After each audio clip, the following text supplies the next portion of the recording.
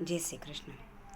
જ્યારે ગ્રહો કામમાં ના આવતા હોય, જ્યારે ગ્રહોની આપણા ઉપર શુભ અસર ના હોય, આપણું ભાગ્ય કાર્ય ન કરતું હોય, ત્યારે આપણી પાસે કેવળ એક જ વસ્તુ રહે છે અને તે છે કરેલું પુણ્ય. મિત્રો, પુણ્યથી લક્ષ્મીની પ્રાપ્તિ થાય છે.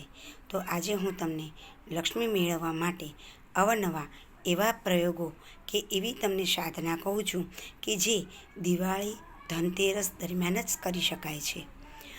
સૌ પ્રથમ તો આપણે ખાસ આસનની વાત કરીએ તો સિદ્ધાસન હોવું જરૂરી છે.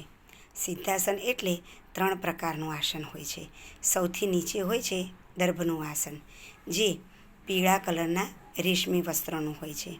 ત્યારબાદ એની ઉપર હોય છે ઊનનું આસન, જેને કટામણું પણ કહે છે, જે સફેદ રેશમી વસ્ત્રનું ઢંકાયેલું રહે છે. અને સૌથી ઉપર હોય છે તે આસન સાદું, જેને આપણે લાલ રેશમી વસ્ત્રથી ઢંકાયેલું રાખીએ છીએ. આ 3 આસનનું જે પડવાળું જે આસન છે તેને સિદ્ધાસન કહે છે. આ સિદ્ધાસન ઉપર બેસી અને જે કંઈ મંત્ર જાપ કે જે કંઈ પણ આપણે મેળવવી હોય, આપણી મનોકામના પૂર્ણ કરવી હોય, તેના માટે તમે જે કંઈ પણ સાધના કરશો તો તમારી સિદ્ધ થાય છે.